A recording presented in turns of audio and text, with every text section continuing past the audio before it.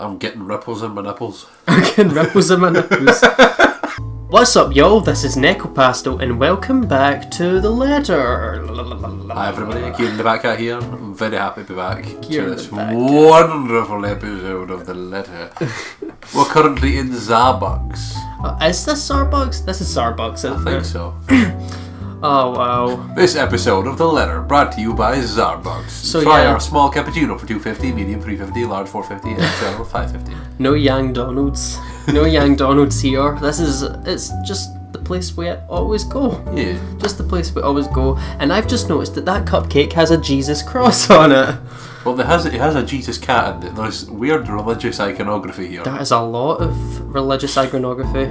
What is going on in this cafe? What would you like? Look at our wonderful selection of cupcakes. You got toothpaste looking one, a Jesus one, a peppermint one, a sad clown thing, the one that kind of looks like a cup with a leaf on it, a scoop of ice cream for some reason it's a cupcake. The gay cupcake. A gay cupcake. And one that the camera can't see. Oh, what to choose.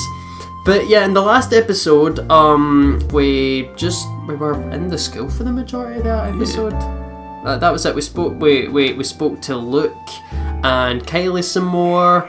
Kylie got upset, led us to the bathroom. She turned into the creepy pale bitch for a second.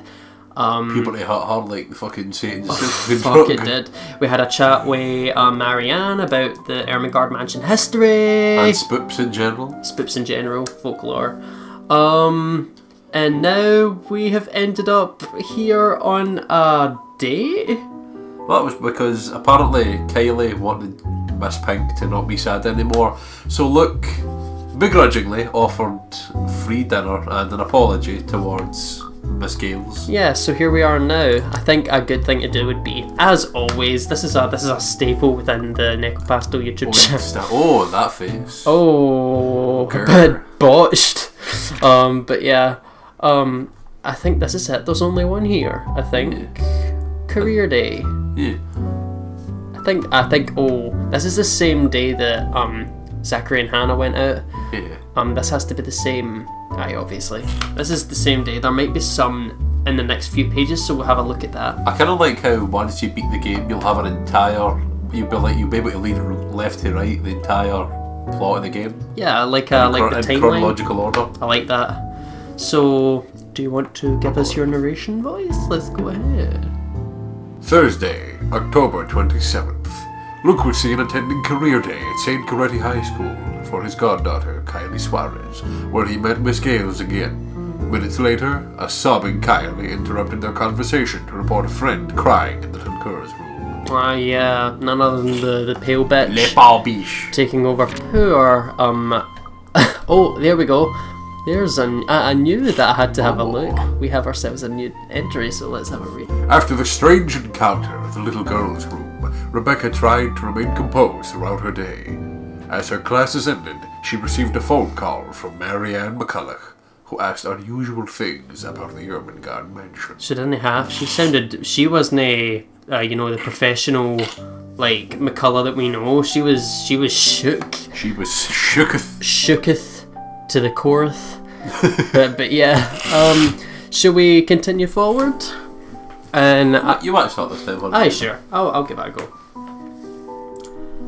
Of all the places nearest to the school, Kylie picks this one, and waiting for food to be served is as awkward as I'd imagine it would be. It'd be hilarious if, like, you see like is it barista? What they say in places like this, or the waiter? Barista. It would just be hilarious if he was like, "Oh, hello, it's you two." And it's curious that like every server has that voice. Oh my god. Oh, ain't you two again? Hey, didn't you smack him right on the noggin with your book? Why are you two here again? Imagine. Let's see if it is. I'm going to flip the table. We know damn well. Not the bad sort though. The pleasant kind. Surprisingly, Luke's an okay bloke when he tries. He just never tries. When he tries. So long as you're willing to look past the tactless remarks, or we're not exchanging acerbic I could be mentioning that as well. I've not heard that before. Me neither. Acerbic quips. There is a key Yang mobile or credit. Like sometimes me and Jack are sitting looking at a fucking like thesaurus, being like, "What the hell does this?" Or dictionary. Sorry. I will put up a definition for you because you're here to learn on Necropastles as usual. Well, I mean, I know what it means, obviously, but you know, Neko, you should put it up for those who don't know. Sure. Okay. Moving on. It's clear he's making an effort for this to be as fun as possible for the 6-year-old by being chattier, even going as far as to laugh when Kylie's story calls for it. It's an interesting thing to hear from the man. More than once, I catch his frequent chased-off expression easing, whether he looks at the girl, whenever he looks at the girl. Did you make up with her? Yep. Oh. She said she just saw something she didn't like. She didn't accept the jellies, though. Maybe she didn't like Becca. Yeah. She told me to give it to you instead. She knows you like the red ones, too. Very well. Hand it to me later. I'll bring some of them home. I think your Tia would love to have some. What a terrible liar. He says he dislikes the idea of having children of his own, but it's easy to see some part of him genuinely wants them. Hey, the relationship just has changed there. Did That's it? it. Did it? It was weird. Maybe it popped up again. It was like the one that didn't change. Yeah. Probably. Ashton still remains the same, and looks went up. Nothing that I can see. Nothing that we can see anyway. Let's continue. It probably meant the story. Who knows? Or the story. Of others. Yeah. Or the progression, the butterfly effect. What's stopping him? Once Kylie wanders to the nearby bookshelves, after having lost interest in the conversation, however, we both revert back to silence. On our own, we have little talk about, aside from a few questions about the other here and there. At one point, it does veer on local politics and history. He's surprisingly versed with it, that he can hold a decent conversation without throwing a jibe. Nothing too personal is ever mentioned so far, though. It's too early for those, and besides, I don't like him enough to speak of every minute detail of my life. Better keep it strictly between the silence and the casual repartee.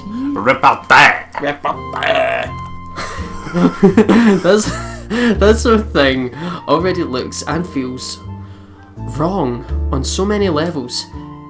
I'm quite sure he feels the same. So when another bout of silence hits us and becomes too much, I've taken to finding something else to occupy myself. Toying with my mobile, turning it from hand to hand while we wait for our respective meals. Oh, that's definitely not some. I was going to say this is a date. This is not a date. This is not a date. Because we're trying to get Ashton with Becca, and they are going to make a couple. Also, Mr. Wright is married. I bet you any money that that's not going to happen. But it'll be a complete lie if I say I'm not waiting for some intervention. Hey, maybe this is why he showed up drunk. Well, he showed up late. Sorry. Oh, probably, yeah. Something to pull me away from this place. Someone. Ashton's probably at Salem Well by this time, working on whatever business he has there. Maybe if I make up an excuse and leave now, I can still catch him. Cut that out, it's distracting. My hand stills, holding the gadget awkwardly between us, arrested mid-pass by his bored tone. He's been quiet for a long minute now, after complaining about how appalling the tea they're serving is here. Before that, he has whined about how uncomfortable his chair is, and tasteless the decorations they have here. Previous to that, he has griped about how dull the place is, compared to the one he frequents on the upper class side of the city. Do you think he's talking about the Galway Show? Aye, probably talking about the Galway Show. Well, I'm sorry for being a bunch of peasants, Your Majesty. Figures he'll lose patience soon, having already grumbled about almost everything his eyes can reach. It's just unfortunate he's turned to me now. Why don't you just look somewhere else? I can't. If I turn elsewhere, I might end up looking at the bobfuck right behind us. What's a bobfuck? It's a bobfuck. It's a bobfuck. I will put a definition for that too, because this is going to be a very educational episode, I must say. Also, he was horrible. even she doesn't know. Do I even want to ask? I don't want to hear it. If it's coming out of his mouth, I can That's where only... we go. See if we say like a racist one for like a black person or like an Indian person or something. I'm gonna punch you, look. Oh, please don't tell me that's the case. If it's coming out of his mouth, it can only be either rude or offensive. Regardless, he continues. Everything looks good. But have you seen the face? True horror. What is wrong with you? You know, I frown about this in practice, but that mouth needs to be washed out with a particularly potent soap.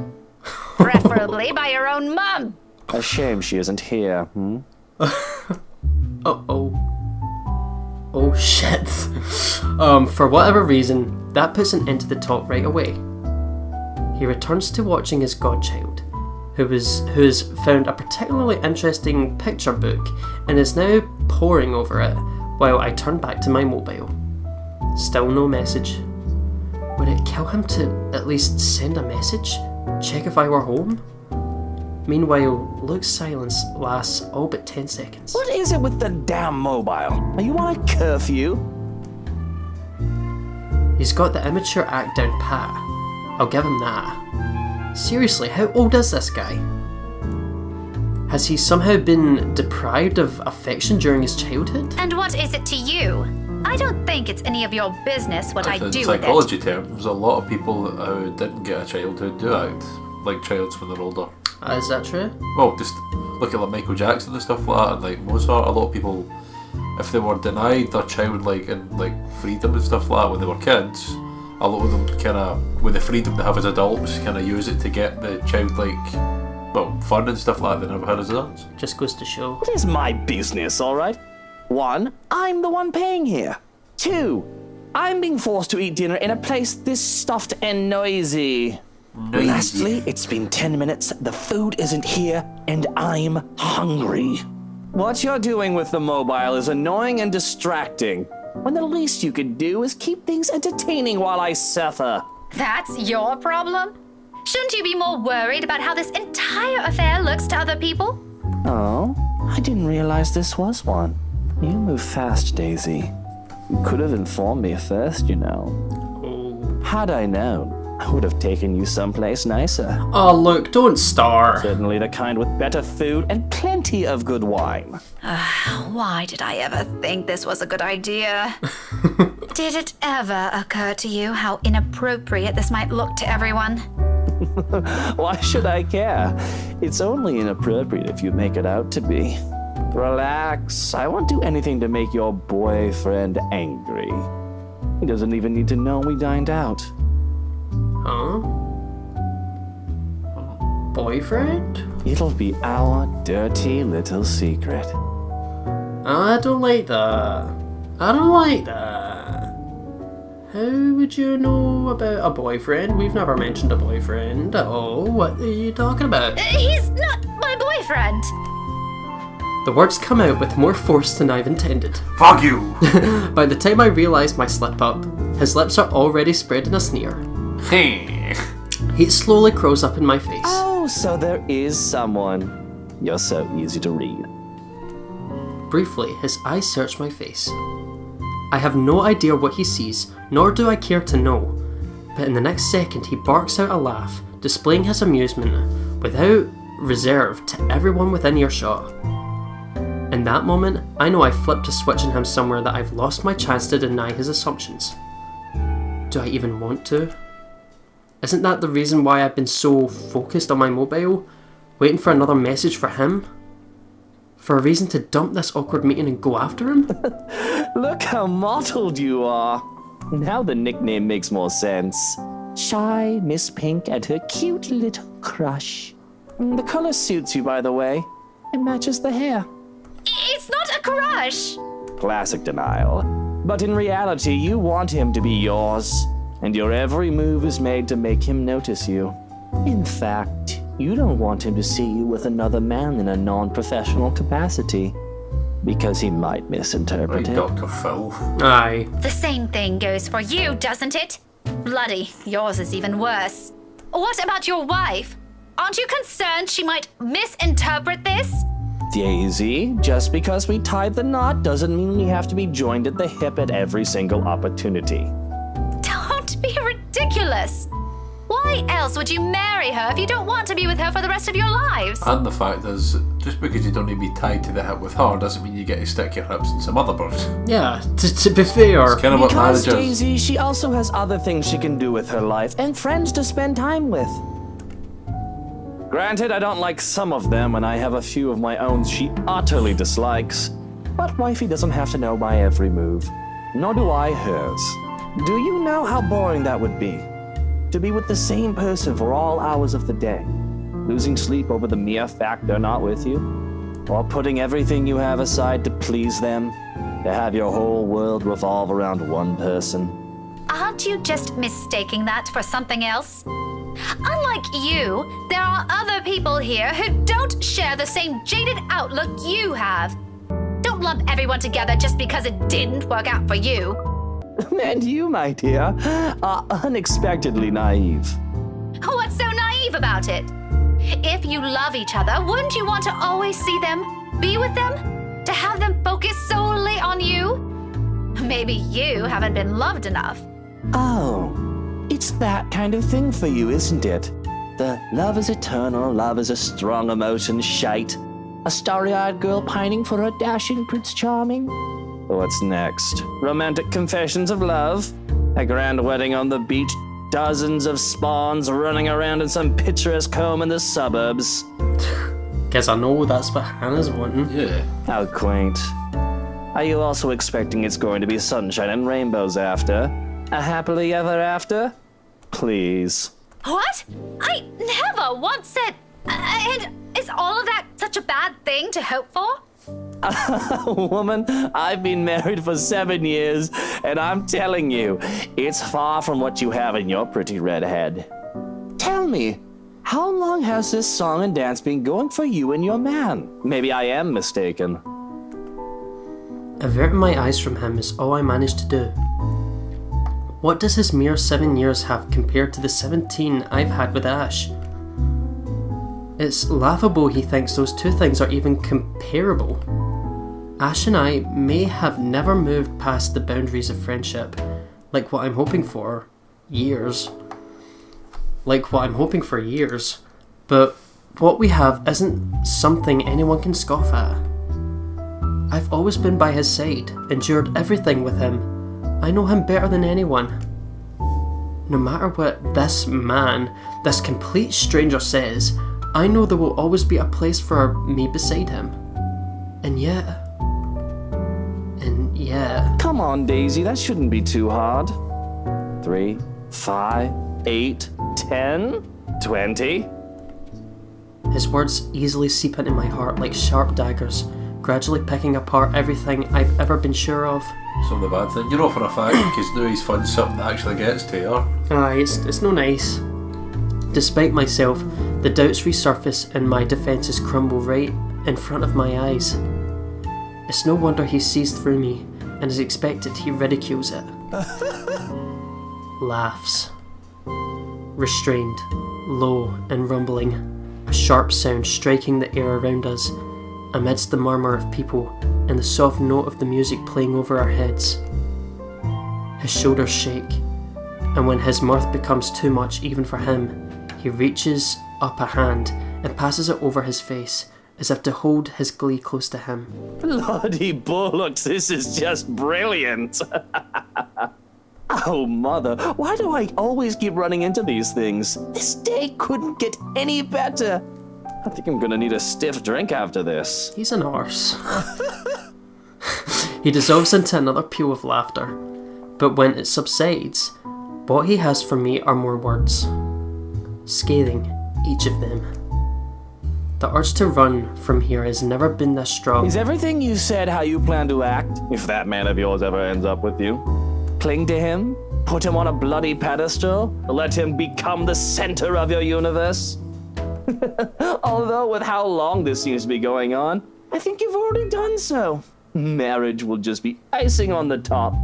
Like some sort of reward for you, isn't it? For being a good, patient, loyal little girl all this time, never looking at another man. You must have been having a grand time with someone pining over him this long. I'm a little envious, to be honest. Maybe also a little surprised he hasn't suffocated from all your attention yet. Laugh all about it if you want. It's not like you'll ever understand. Luke falls silent. The ridicule in him is gone in an instant, and his eyes meet mine, sharp and imposing. A challenge, but I hold it against him with the same intensity. Because if there's something I won't let his opinion trample on, it's this. What does he know? However, he's the first one who looks away, focusing his eyes back to where Kylie is. And for a moment, I believe I've won. Until he draws in a breath and turns back to me. The words he drops next, though hushed, hang heavily in the distance between us. You're right. I won't. But I do know not to mistake love for obsession, woman. They are not the same thing. It rattles. Out of everything he said tonight, this is the one thing that twinges my heart. Maybe it's in the manner he delivers it, the lack of conceit in his posture, or an underlying. The lack of conceit in his posture, or an underlying insult in the tone he takes. The remark is not meant to cut, merely to express a simple truth. This time, it's him who holds a gaze against mine. That is true though, like, you don't want that arse to be correct, but there is a difference, like, some people, there's a difference between loving someone and loving the idea of someone. Aye. Like, remember, like, if you have a crush or somebody, remember, like, no one's ever perfect 100% of the time. Exactly. They're gonna have flaws, no matter who you are. Yeah. Another unspoken challenge, and I realised that if this happened a minute before, I'd already have an equally searing retort at the tip of my tongue. There's none, but the anger is there, wriggling at my insides. Wriggling at my insides, should I say? Ringing, sorry. But the anger is there, ringing at my insides, prodding at the uncertainties I've long kept. Well, they really have a lot of, like, sophisticated vocabulary in this. They do, to be fair. Isn't it enough? We have the long years we've been together. We have the memories. Whenever he needs me, until the other people came in between us, I've always been the one there. That dedication and loyalty should mean something, shouldn't it? I've always been sure of it. And that one day, he'll see it for what it is. In spite of that, in this minute, under this man's scrutiny, my own heart wavers. Now I struggle to find the words. I don't need to answer to that. What right do I have? First choice of this episode, so obviously I'm going to save right here. That's a tough one. That is a tough one, actually. Oh, what should I do? Well, because you know for a fact, if you say I don't want to answer that, he'll be like, well, just shows that I'm right. Aye. But then if you say what right do you have, he'll be like, I'm married. I'm in love with someone. But you hurdy-gurdy-gurdy. Aye. I hate to say, like, it's getting time to call. He's got a fucking flush and we're holding 2 for ease of 1 and the fucking Joker card. Aye. I don't know what to do. I would say we speak. I would say try and what right do you have first? You know, try and speak for the heart. What right do you have?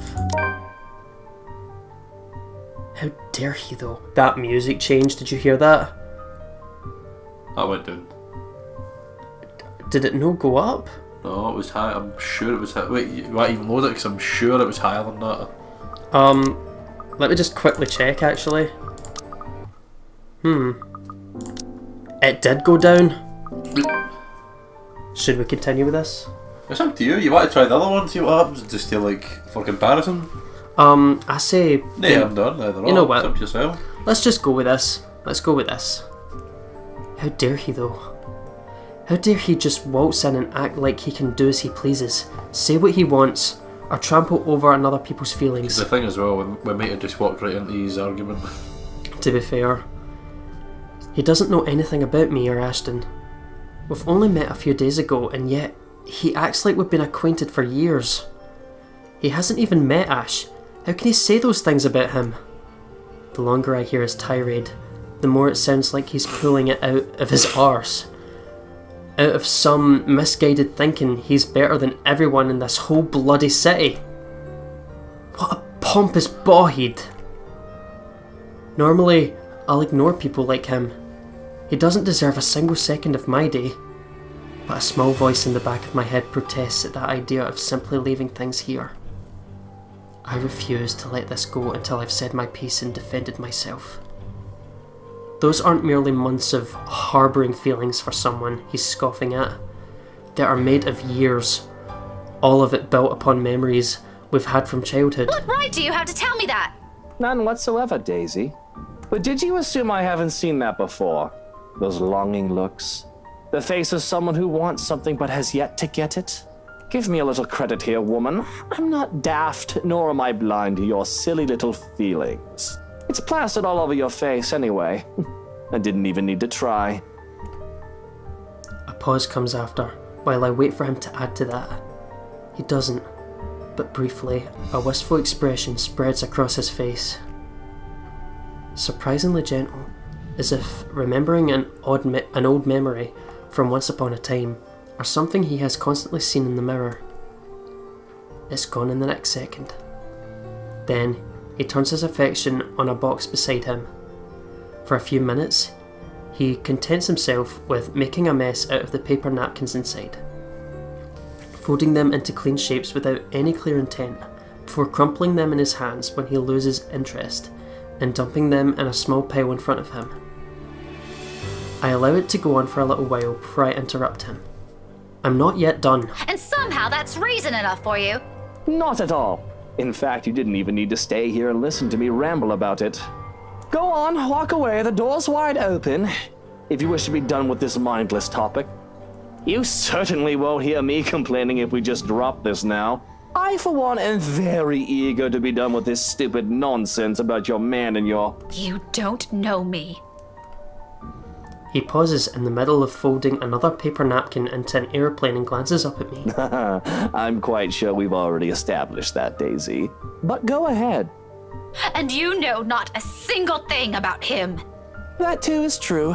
Are you going anywhere with this? We've always been together since we were children. We've been friends for a long time. We know each other better than anyone. Compared to those 7 measly years you're so proud of, we've been with each other for almost a lifetime. Why do I feel like that's going to make him super fucking mad?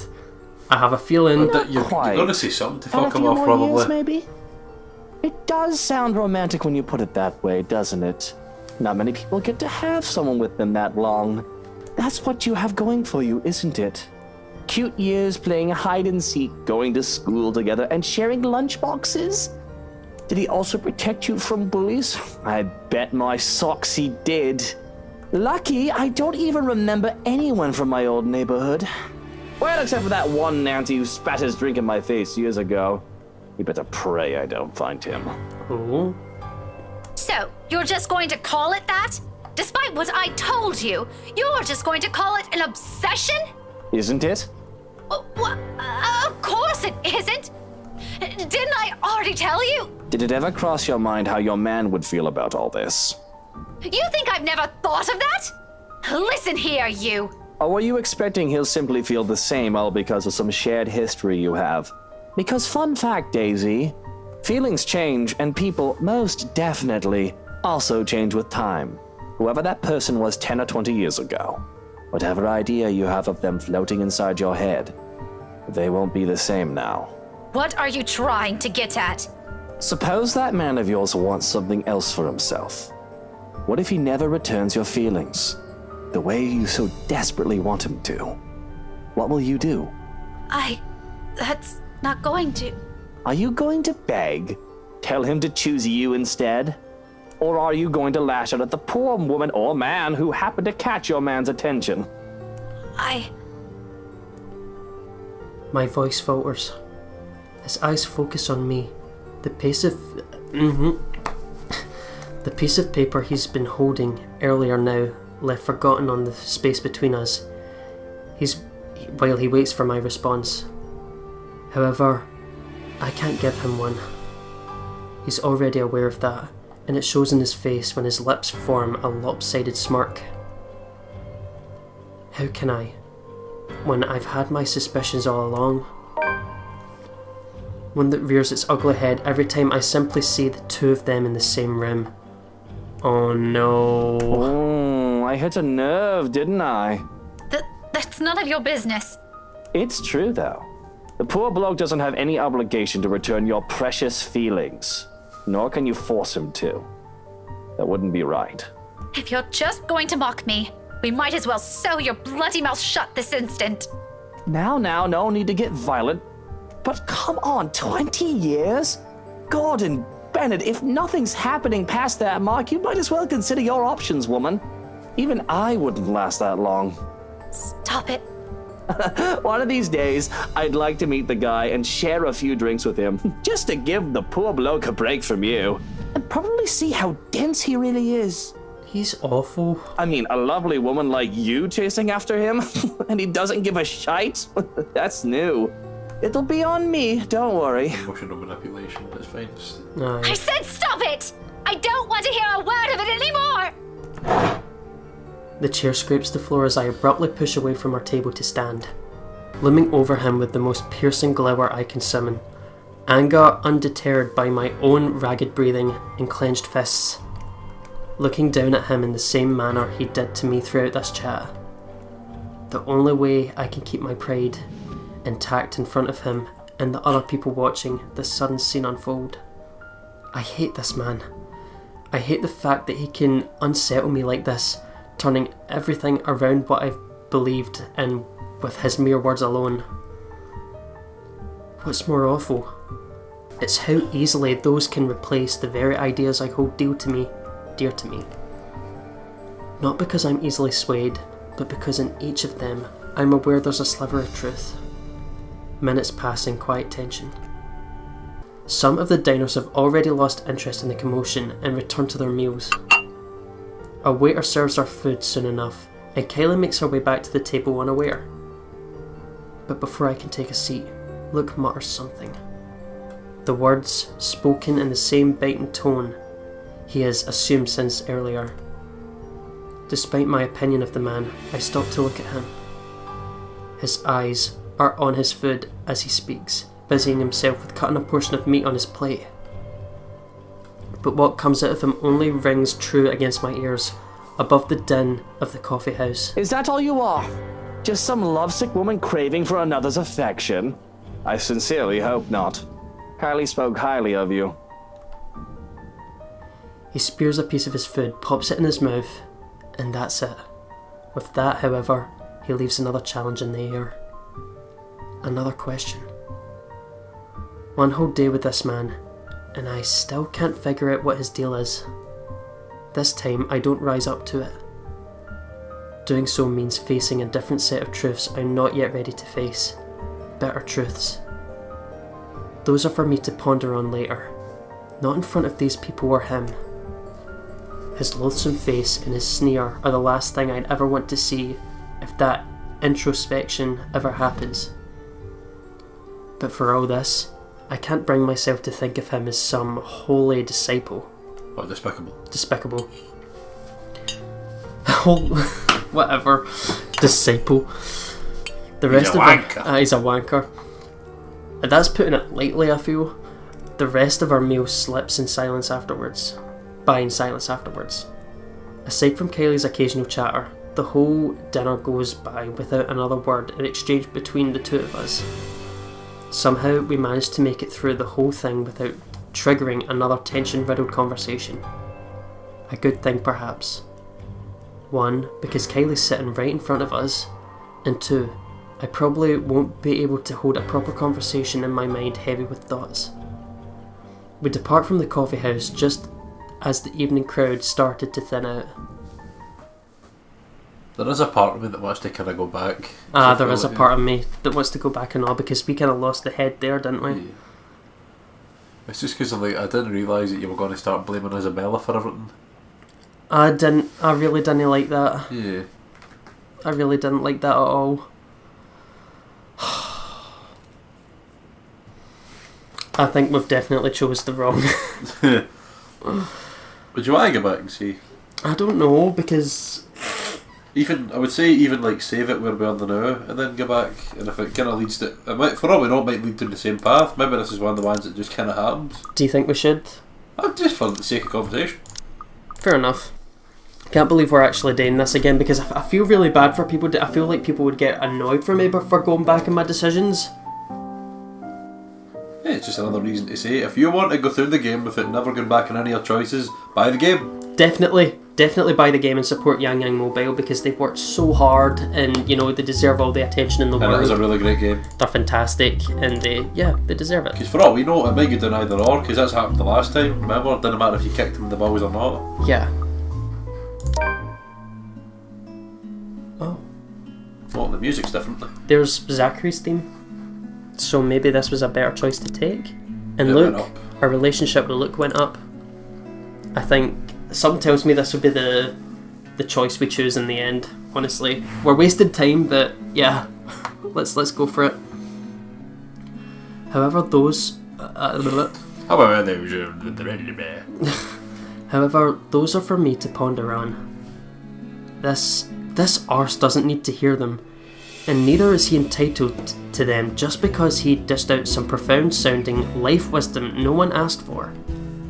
So I look away, hoping my own silence would be enough of an answer for him. And it is, for a moment.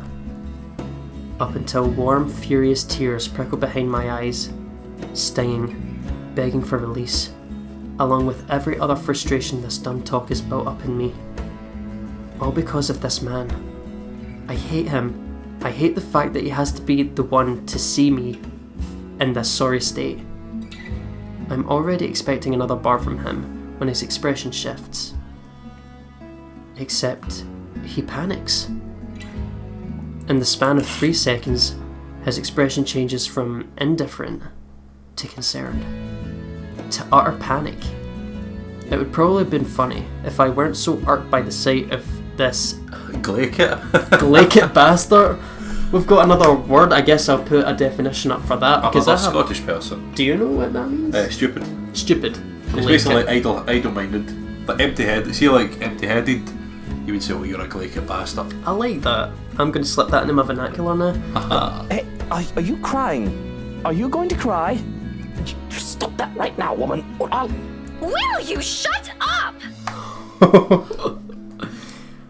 He clams up almost before I could finish. So it gets off with woman being angry, yet it gets very upset when he sees woman sad. Aye. Whether this is due to the sudden force of my voice or how I look, I pretend not to think of it. He seems like a deer caught in the headlights with the way he's making himself smaller in his seat. But I'm still pissed. I'm tired, and I can't punch him. I can't at least scream at him. You're an annoying bag of dick, you know that? Oh, wow. If I hear another word from you, I'm sewing that bloody mouth shut myself. Oh, we're still angry, to be fair. Fuck ass man. That does do the trick. Not to the effect I've hoped, but the moment I've snapped at him, the stinging at the back of my eyes melts away, and a strange calm overcomes me. A fragile thing when found in the middle of a busy coffee shop. Nevertheless, it's appreciated considering it doesn't last. Immediately broken by the very person that puts me in this state, with a few awkward pats to my shoulder. Done twice. Thrice. And another, until my patience runs out again and I'm pulling out the book from my bag, raising it threateningly over his head. It'll surely dent his skull if it slams down at this height. Part of me wants to see that, but I restrain myself. He has the good sense to recoil though. Shortly, he shrinks back into his seat and waves his hand in front of him in a gesture of surrender. Watch that book, woman! I already warned you about your little threats. You don't want to see my brand of angry! he's pissing himself. He's scared. Then keep your hands to yourself! All right, that's it. People these days, I swear you treat them nicely, and this is where it gets me. You're the last person I'd ever want to comfort me, even if we're the only two remaining people on Earth. Don't flatter yourself. Okay, have it your way, Daisy. And stop calling me Daisy! I have a name, you know! He mutters something inaudible under his breath, although afterwards, he doesn't say anything further. For the next minute, he simply contents himself with making a mess out of the paper napkins. Okay, so he's still using the napkins, folding them into clean shapes without any clear intent, before crumpling them in his hand when he loses interest and dumping them in a small pile in front of him. The waiter serves our meal soon enough, and Kylie makes her way back to our table. But before I could take a single bite, he mutters something. The words spoken in the same tone he's used since morning, all under his breath, whenever the honest part of himself would show. Despite my rather confusing opinion of the man, I stopped short of shoving my food in my mouth to look at him. His eyes are on his food as he speaks, busying himself with cutting a portion of meat on his plate. Oh, we've seen all this bit before. Yeah, but what comes out of him only rings true against my ears, above the din of the coffee house. For what it's worth, Rebecca, I didn't ever think that's all there is to you. Why else would I leave my own goddaughter in your care if you're just some lovesick woman? So he thinks differently now. He spears a piece of his food, pops it in his mouth, and that's it. One whole day with this man, and I still can't figure what his deal is. But for what it's worth as well, I don't think he's an entirely bad guy. Only 95%. Only 95%. The rest of our meal slips by in silence afterwards. Aside from Kylie's occasional chatter, the whole dinner goes by without another word of exchange between the two of us. Somehow we managed to make it through the whole thing without triggering another tension-riddled conversation. A good thing, perhaps. One, because Kylie's sitting right in front of us. And two, I won't be able to hold a proper conversation with my mind heavy with thoughts. We depart from the coffee house just as the evening crowd starts to thin out. Yeah, you know what? I'm sorry. I'm keeping that. I'm making that our main route, because you know that was our main goal with Rebecca. She is a bit hot-headed, and we need to. She's still hot-headed, but you know what I mean. Put her on with redeeming qualities. On a more satisfying route. What's better, being just angry all the time, or a person who's angry with a good heart? Aye. At least she's got to see what it would have turned out. You know, if we, you know, since we have kept it going, if we had actually showed a bit of weakness. Aye. But yeah, like we said, we recommend that you pick up this game on Steam or Google Play, I believe it's also on. Support Yang Yang Mobile. Support Yang Yang Mobile, because they deserve all the support in the world, and they've made such an amazing game with so many different routes and shit like that. So definitely check it out. Yeah. So, do you want to do some? Yeah, sure, I'm good for that. I'll let you go ahead. The same wordless silence fills our short walk back to the school, except for when Luke gestures at a nearby flower shop and enters it without waiting for Kaylee and I. Huh. He emerges minutes later, carrying a bouquet of daffodils with the same softened expression back on his face. Unlike the previous ones, he tucks this one away almost as soon as he looks up at us, a moment he's not willing to share. What was Hannah's favourite flower again? It's Luke's favourite flower. Huh. Daffodils. That's why I was like, oh. At my confusion, he merely answers with a shrug and continues walking. For someone important. I accept it for what it is, if only because he doesn't owe me an explanation. It does leave more questions about him, each one as baffling as the previous ones. Those are the last Those are the last words spoken this evening before we head our own ways. Up until I arrive home, I still can't understand him. Here, however, a whole different set of questions await me. And much like everything today, it comes with a littlest of things. A lone note greets me upon reaching my unit's door. Its edges flutter lightly against the faint, warm breeze passing through the small complex. That's actually not a nice place to live, not gonna lie. It's nice. Providing everyone that lives there is nice as well. I'd like to think so. Imagine like a massive complex like this where just like everyone gets on, are you okay? Oh no, just my nose is blocked, that's all. You probably heard it before, my nose is blocked. I apologise for the stuffiness. My hand stops short of twisting the knob as I stare at it, though I don't make any moves to take it. Ashton's neat skirt lines surfaced. Dropped by earlier, you weren't around. Any ideas where Scaredy Cat is? I couldn't contact her. Inspector Abigail has a few questions, LPD stuff, something about her dead co-workers. Anyway, let me know how the two of you have been doing. I'll see you later, Ash. Winky face. Oh, winky face and a twinkle. That's cute. The message he left, short, straight and to the point, but not without the underlying hint of friendship. He's looking for Isabella, apparently. Something about LPD's investigation of her co-worker's death, but it ends its formal tone by checking on me. Us. Any other day, the former part of this message will likely prod at the piercing envy I've been holding, while the latter will probably send my heart aflutter. Little things from what I want to mean something more. Yet, this time, only guilt filled me, and my eyes briefly shift towards Isabella's empty unit. Looks words repeat inside my head as I do so. For what it's worth, Rebecca, I didn't ever think that's all there is to you. Why else would I leave my own goddaughter in your care if you're just some lovesick woman? Have I always been like this? That's selfish. In truth, I've intended to call Ash after that dinner. If I didn't catch him here, invite him to that party like I've planned. There's time, and he's probably awake around this hour. But my hands won't move. And perhaps it's for the better. Until I've had the time to think this through, it'll be the best if I distance myself from those I'm clinging tightly to. Find a different perspective and see things for what they are. With a soft sigh, I reach for the note and crumple it under my hand. The knob twists open with much ease when I enter this time. Maybe after some introspection, it'll be easier. I have no idea what that means. For tomorrow, I have that woman and the mansion to worry about. Friday. So this is us on to a new day now. Yeah.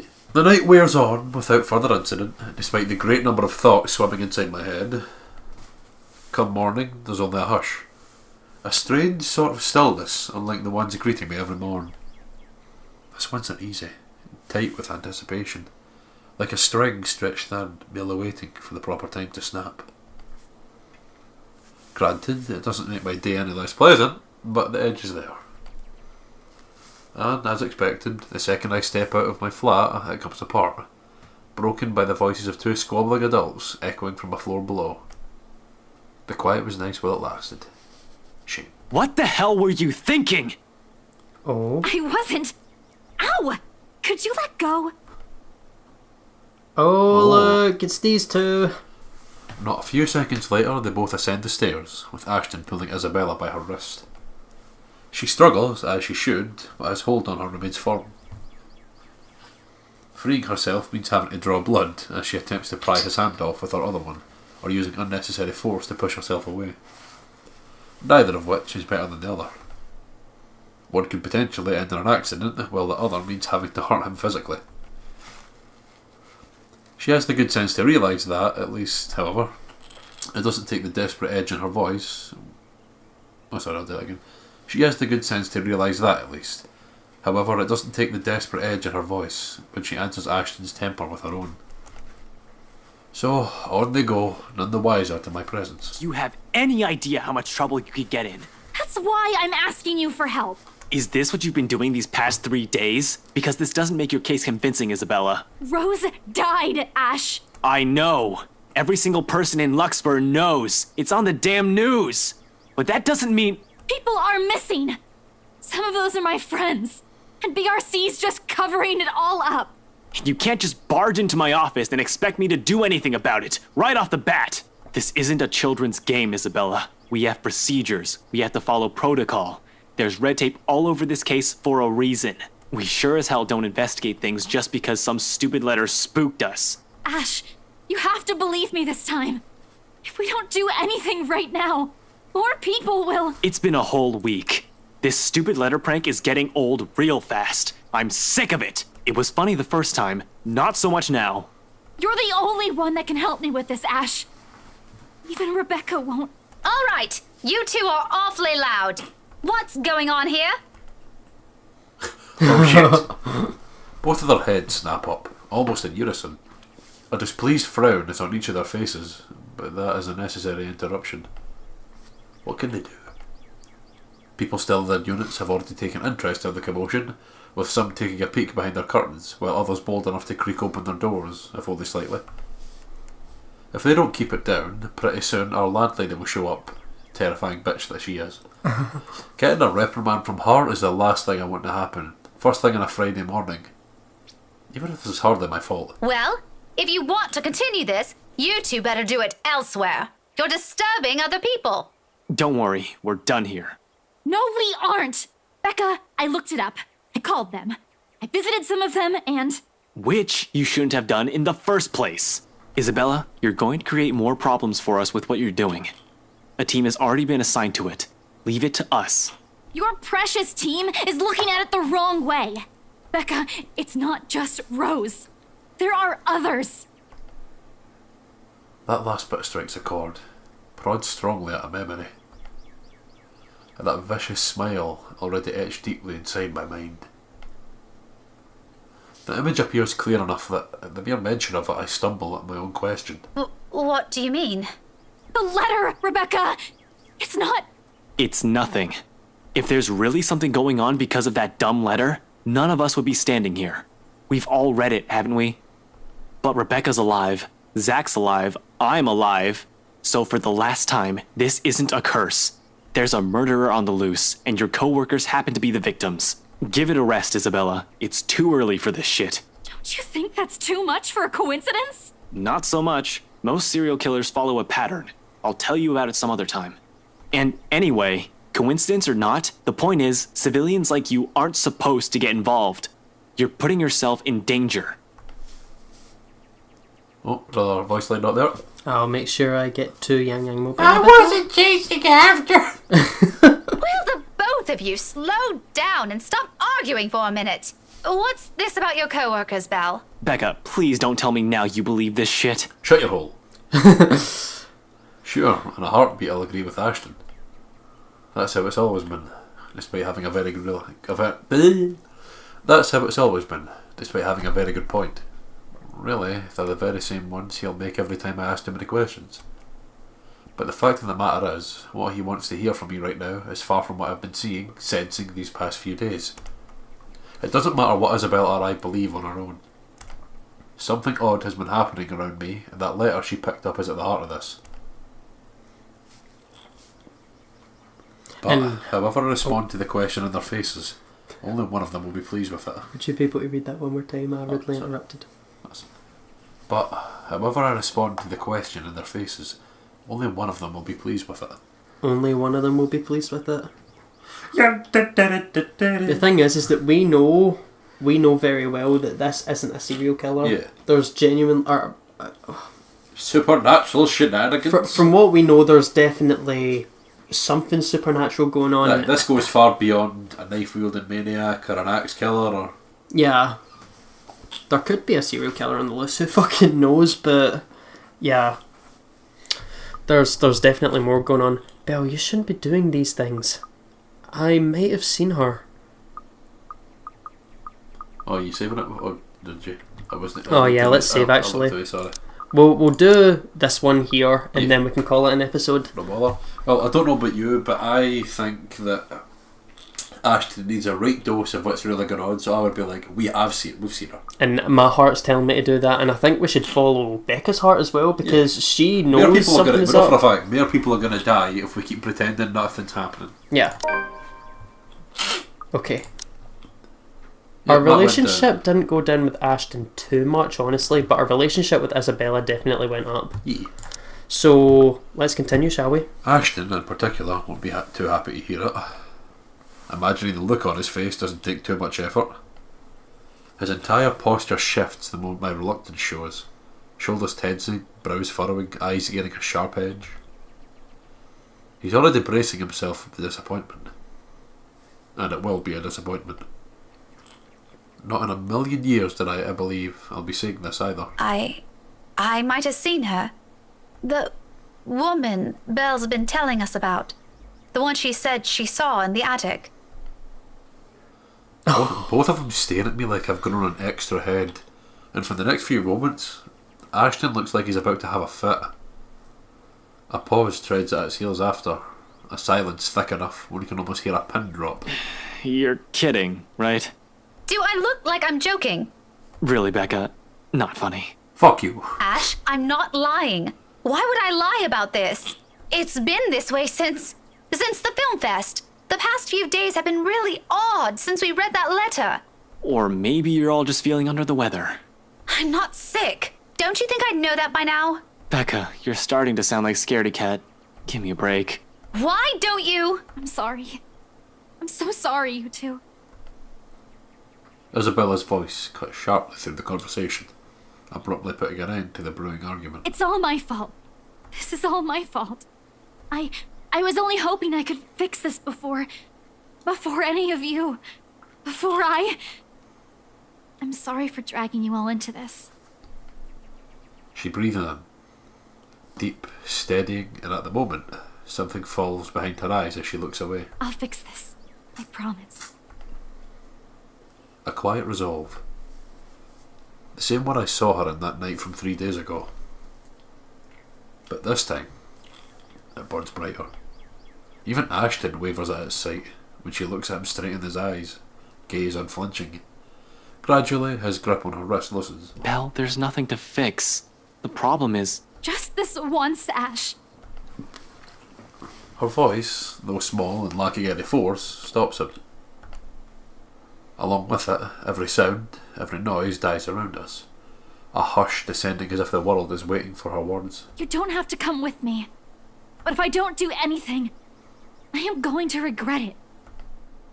She lays a hand atop his, gentle, pleading, almost intimate if one doesn't consider the circumstances we found ourselves in. Please. Ashton will never tell a soul, will never admit it even to himself, but it's in that short second that his own resolve breaks. The moment the hard edge in his eyes softens and he relinquishes his hold on her, letting his hand fall limply to the side. Wordlessly, Isabella steps back and runs off, leaving only a muttered thanks and a small, lacklustre smile. Only after the last of her footsteps fade away does Ashton move, breaking the silence with one of his sharp exhales before reaching up to pinch the bridge of his nose in a gesture of frustration and surrender. Did you really have to tell her that? What do you want to hear from me then? That everything's fine? No, I want all of you to stop putting these ideas in her head. None of it is helping. Never mind. Don't worry about her. I'll bring her back here. He's already poised to leave and my own instinct takes over. I reach for him, gripping his elbow with the same unyielding grip, the action prompted by voices whispering in the back of my mind. He's already made it clear he's not going to believe me, but he deserves a word of caution. Who knows where all of this will take us, how all of this will end. He shouldn't be caught off guard, beliefs notwithstanding. Ash, I know you don't believe in those things she's saying. And you know me. I'm less inclined to believe in those things as you do. But I've seen something. There's something strange going on here. You don't have to buy it.